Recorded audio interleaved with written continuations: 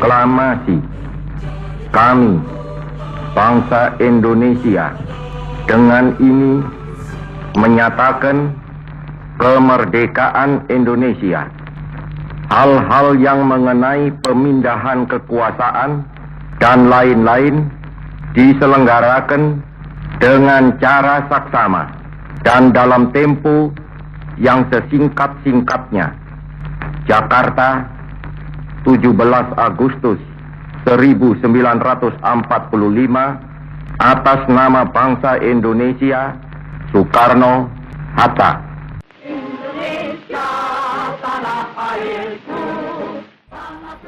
Indonesia tidak lagi muda. Tak terasa 69 tahun sudah merdeka. Tidak bisa dipungkiri, kemerdekaan telah menjadi tonggak kemajuan peradaban bangsa ini. Meski belum sempurna, derap pembangunan telah tampak nyata dan dirasakan oleh semua masyarakat. Tidak sia-sia rasanya keringat, darah dan nyawa yang dikorbankan para pejuang pendahulu. 17 Agustus 1945, Indonesia merdeka. Hasil perjuangan beratus-ratus tahun dari generasi ke generasi di seluruh pelosok negeri. Kini kita yang menikmati. Jangan karena sudah separuh abad lebih, kita menjadi lupa atau sengaja amnesia terhadap jasa para pejuang terdahulu yang mengangkat senjata, yang berdiplomasi, dan meneriakan pekik merdeka. Pada usia Indonesia ke-69, sekiranya menjadi momen yang tepat untuk kembali mendalami kisah perjalanan perjuangan merebut kemerdekaan. Di Sumatera Barat sendiri misalnya, seperti apa kondisi Ranah Minang ketika pergolakan menuju kemerdekaan.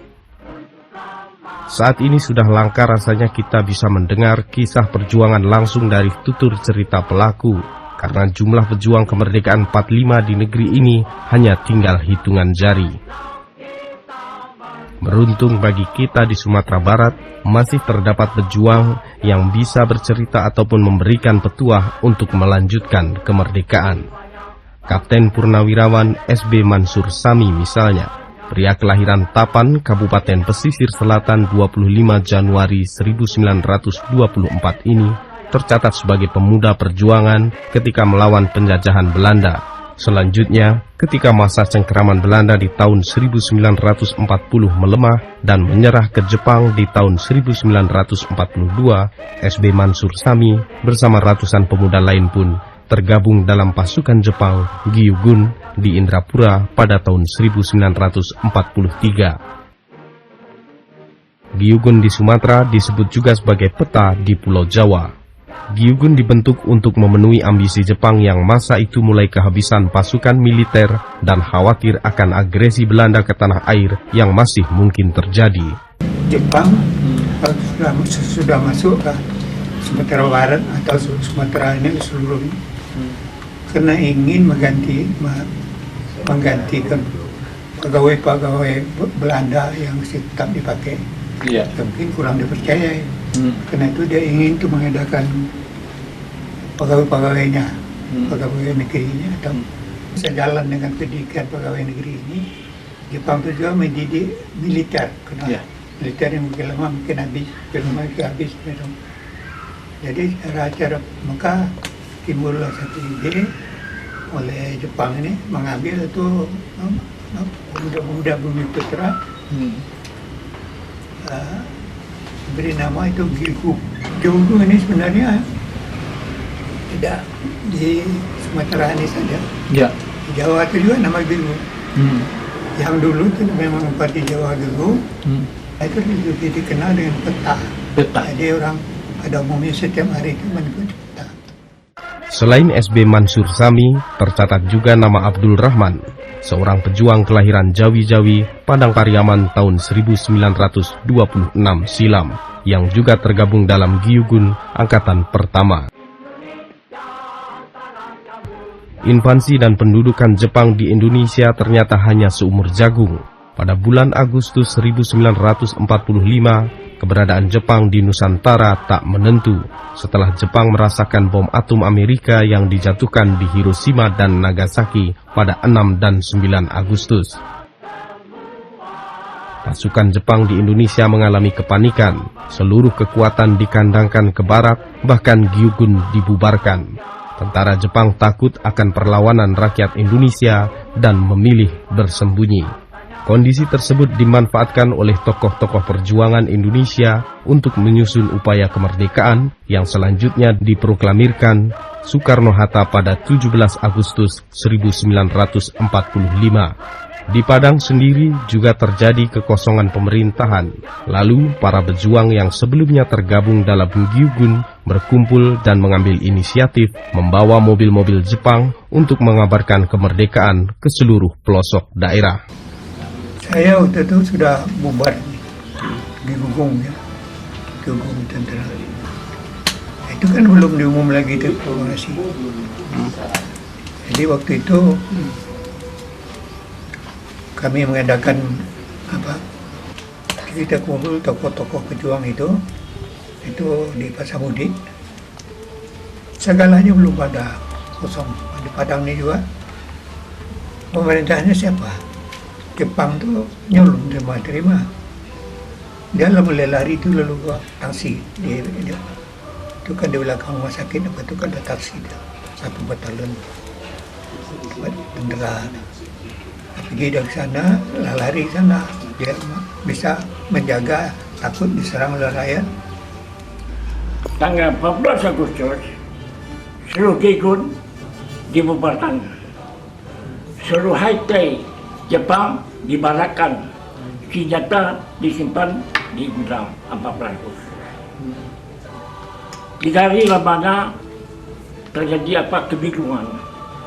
Maka tanggal 17 Agustuslah Siana terdengar yang diproklamasikan kami atas nama rakyat Indonesia, belum presiden Indonesia. Ini jangan kita berada pada hari itu. Kami atas nama rakyat Indonesia melakukan ini sebagainya. Didengar oleh pemuda untuk kumpul di kantor-kantor godang kebanyakan. So kita lakukan di kok Jepang senjata Gyugun dilemparkan saja muskuda.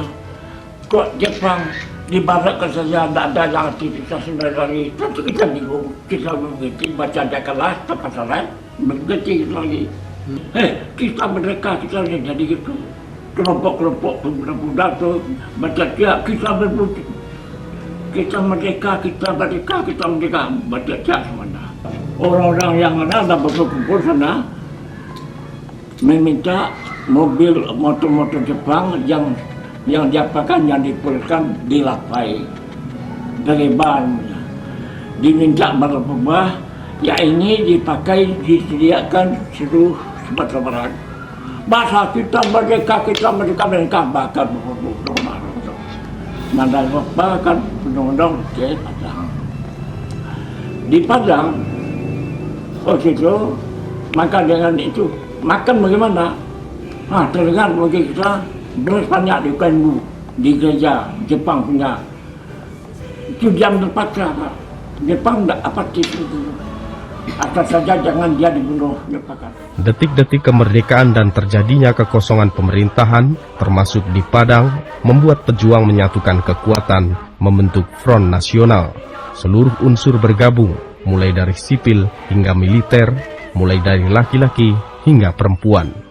Yang memperjuangkan kemerdekaan Republik Indonesia yang kita nikmati sekarang ini bukan pejuang senjata saja yang ada, bermacam-macam unsur ada apa?